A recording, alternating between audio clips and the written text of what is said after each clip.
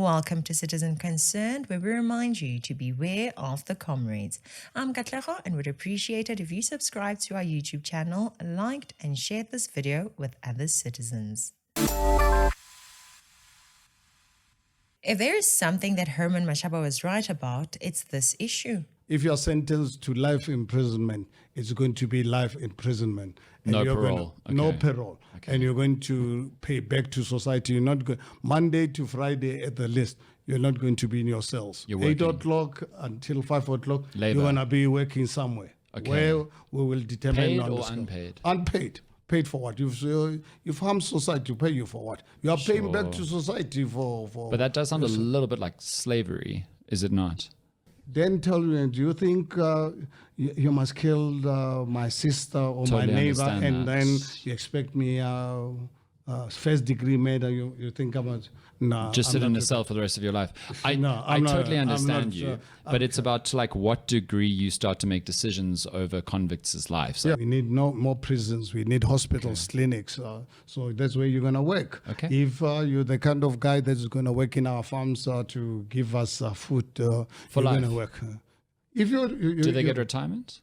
what retirement? Like if you're for life and then you hit 65, can you stop working? Because you kill someone Yes. innocent. So why must I'm not society- contesting that, but like for life is usually 20 years. No. There's want no to- parole. There's no parole. So you just make it for life until they die. Under actually said there's no parole. If you are Okay. saving 15 years, you are going to serve 15 years. Oh, I understand. Okay. If you are saving 25 years, you're going to serve 25. understand. There's not going to be parole. There Okay. will be parole for certain Soft crimes. Okay. Hardened criminals. They must be in their own prisons, the way they work to pay back to What they've done wrong. What they've done.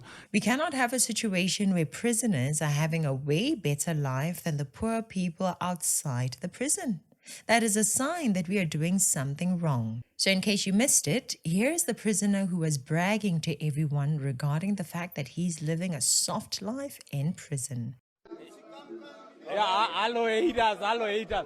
You put us in prison and you think we are suffering. No, my brother, we are doing extremely fine.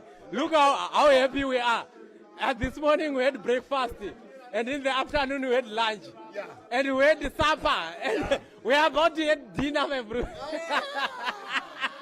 We are doing extremely fine. We are not even suffering at all. We are happy. And look here, we are not even paying rent. No. We're not buying electricity. Nothing, my brother. We don't even cook food. They give us food for free. We don't even cook. Yeah, the difference is the same, my brother. No, we are not. No, my brother. We don't need toiletries. We give for free. And the education is going to be free in prison. We're not suffering. We're not suffering. If you think we are suffering, no, my brother. You are wrong. Yeah, you're no, wrong. very wrong. Very wrong. Look how happy. He obviously went viral. He has a cell phone in prison and he's using it to brag in prison. That is a sign that there are serious weaknesses in our prison system. How can we be happy that justice has been served when so-and-so got a prison sentence if they simply brag about their living conditions to the world? Some of you might be like, nah, no big deal. And I know the feeling, but just think about this. A man raped a small girl. A man mugged someone. A man is a serial murderer who murdered your loved one. He's a drug dealer that got your teenager hooked on drugs. How would you feel if you were the victim of such an individual who, instead of repenting and feeling bad for his sins, he brags about not feeling any pain? He mocks society by saying, you guys thought you fixed us. Well, FYI, you didn't. How would you feel? There is no way that life is really, really great in prison. But the point I'm making is that prison is not as bad as it should be for criminals. I'm not saying we should torture prisoners or starve them, but we have to make sure that prison is associated with reform. When we hear stories about prison, we should not think, ish, the numbers gang. He was so foolish that he allowed his mouth to sell him out. This is a thing that we say. Don't let the things that you say ruin your life. Just imagine, because of these words, he has now just made his life worse. Not only did he make his own life worse, but he has made the lives of the rest of the prisoners worse, and I suspect that they will make him pay for it. And this is not an isolated issue in South Africa. It's not like people do not know the fact that prisoners have a decent life in prison. Most of us know it. Apart from the risk of being victimized in prison, it seems like we have too many accounts of people who speak about how their lives were not too bad. So basically, the only risk to prisoners is the one that comes from other prisoners. Otherwise, life might not be too bad for some prisoners. We have not only seen this with this case regarding this prisoner, but we saw the same thing with Thabo Bester, remember? I'm a South African TV presenter and entrepreneur, but tonight we're at the Hilton in Sandown celebrating the launch of the 21st Century Group.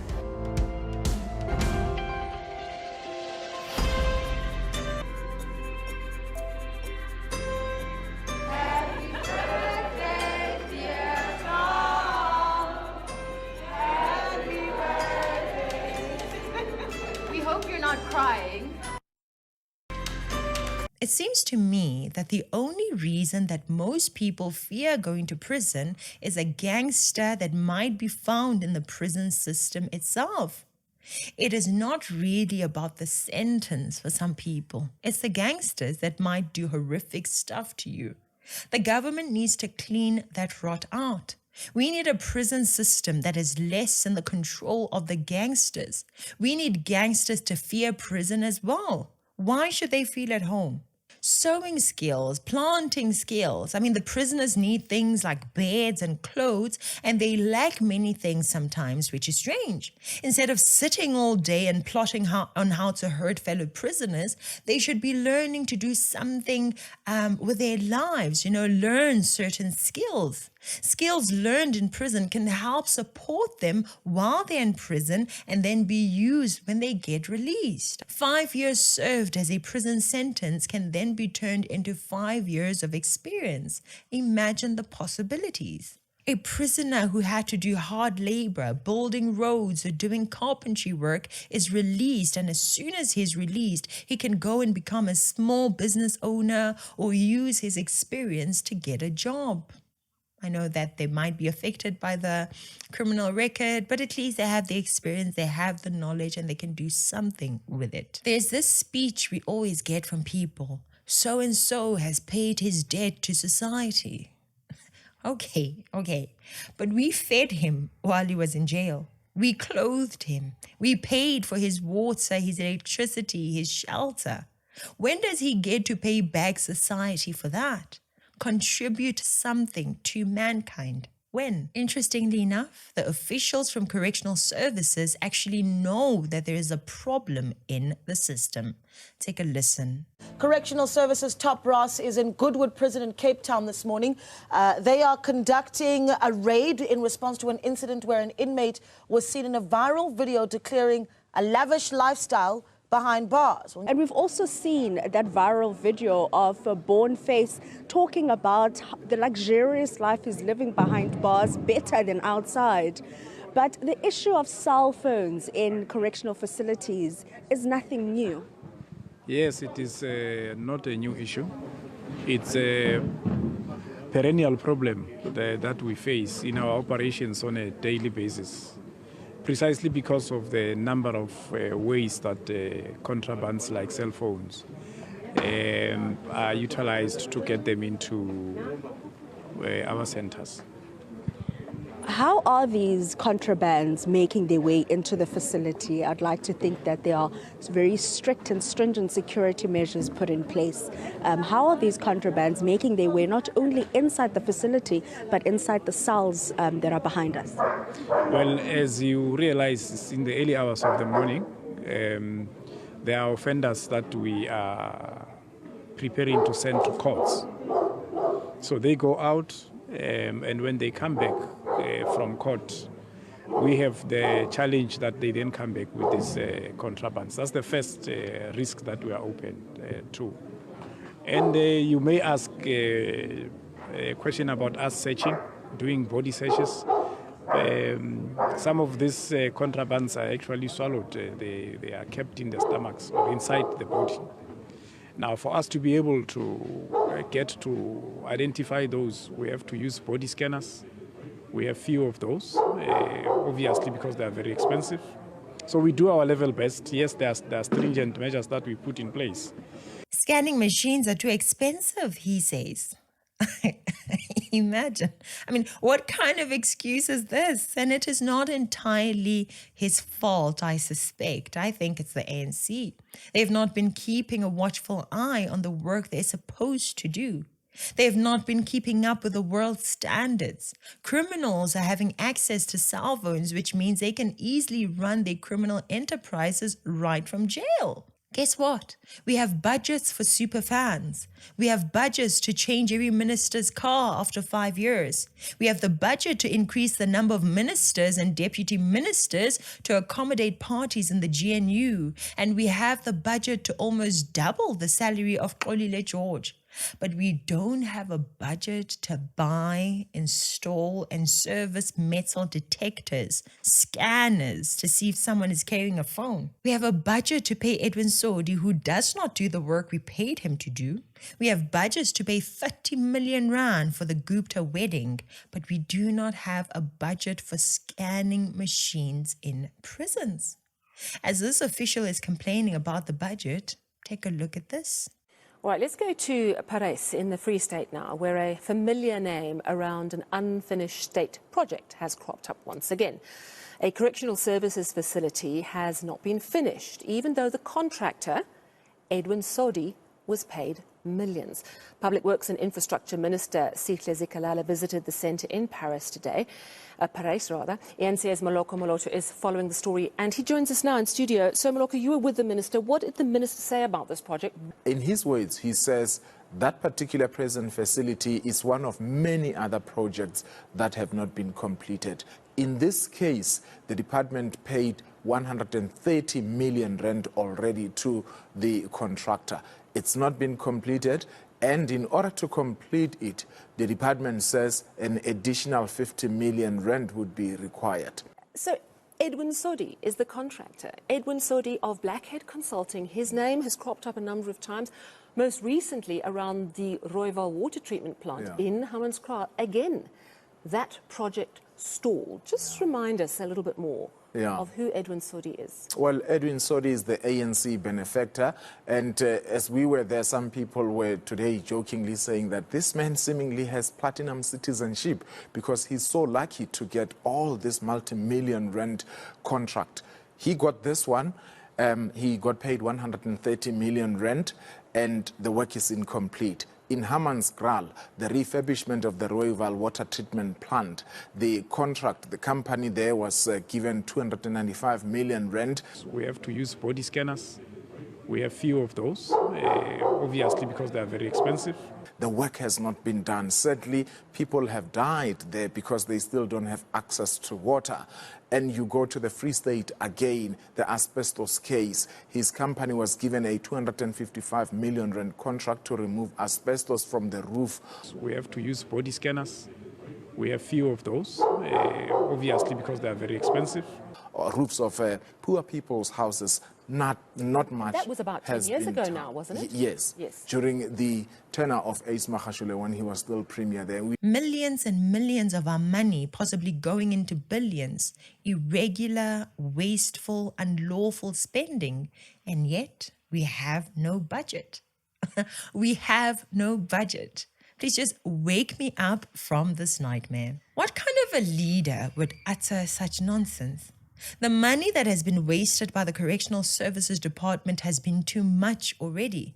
But wait, we don't have a budget to buy machinery. Are we living in a clown world or what? He acknowledges the other problem in these prisons. The second challenge we have is that our own officials are the ones, some of them, bring these contrabands as they come into work during the change of shifts.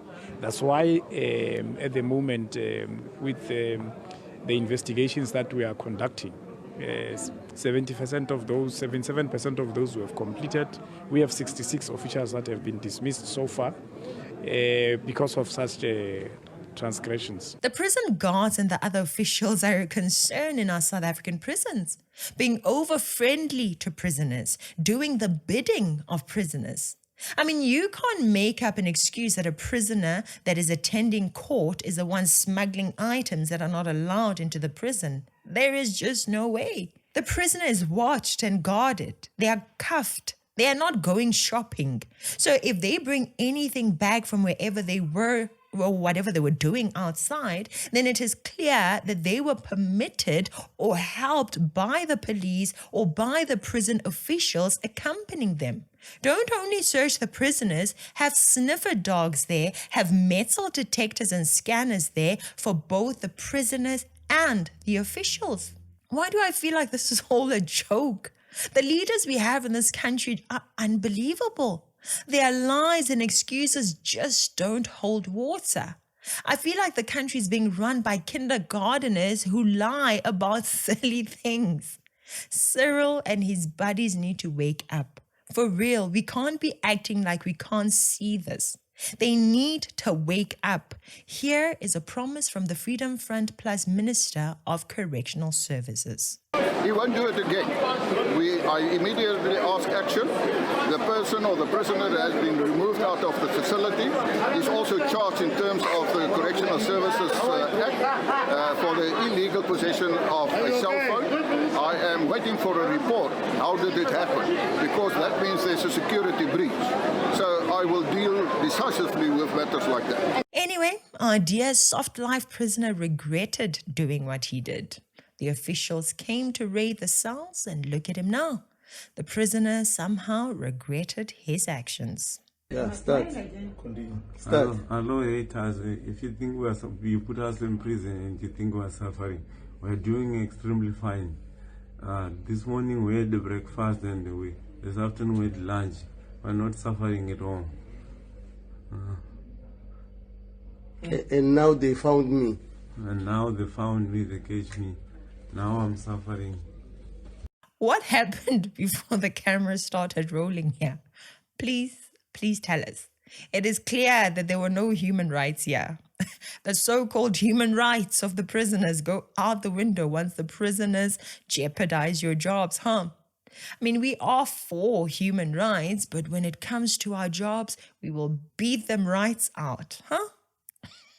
So yes, we need some adult supervision in the prison system.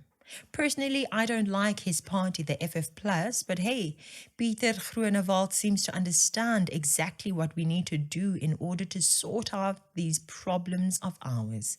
Here is what he said.